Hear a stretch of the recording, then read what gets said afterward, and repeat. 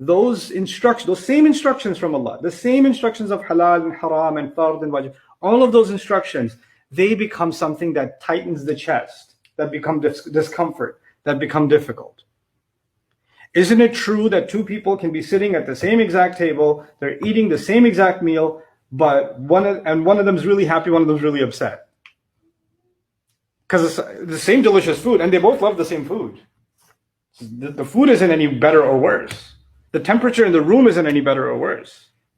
Physically, they're not going through, one's going through pain and one's not. But one has something on their mind, one has something going on in their heart that's taken the joy away from eating.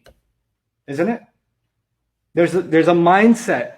They're in a different place mentally, even though physically they're in the same place. Biologically, they're experiencing the same thing. Their taste buds are experiencing the same thing. In fact, forget two people, even you yourself. You could be in a certain place mentally, and the same activity will bring you happiness. You'll be in a good mood, and you're in a different place mentally, and that same activity does nothing for you. Like, I'm not in the mood. I don't feel like it. I don't want to do this, right? So that mindset is what Allah is helping us configure in ayah number 57 of Surah Yunus.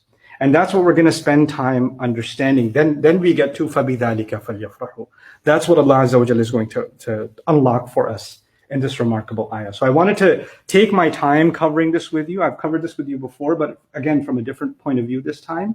And inshallah ta'ala, the next time we'll open up the first of those components. There are 4 items mentioned in ayah number 57. And the first of them, inshallah, my intention is to cover that in the next khutbah, which is Ya ayyuhan nas, qad ja'atkum maw'izatun min rabbikum. Part of that will also be, and I'll set the stage for it now, is that this surah, early on, is actually debating with the mushrikeen. Why should they believe Quran is the word of God? Why should they believe that? Why could it not be from a human being? That's the debate that's happening early on in this surah. A surah is a huge conversation between Allah and humanity, right? So the first part of this conversation is, why should you believe this is Allah's word? Why is it not made up? That's the crux of the argument in the beginning. And I told you, this is not the beginning of Surah Yunus. The ayah I'm talking about is ayah number 57. So lots of conversations have already happened. So what does that conversation have to do with this? We have to figure that out too, to understand. Because you cannot understand a conversation Allah is having, something Allah is saying, if you don't know where it fits.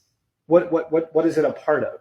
So all of those explorations, inshallah, will help us really get to the bottom of what Allah has to give us in terms of our personal, truly felt happiness that cannot be taken away. A joy that cannot be taken away. A joy that is no longer a moving target.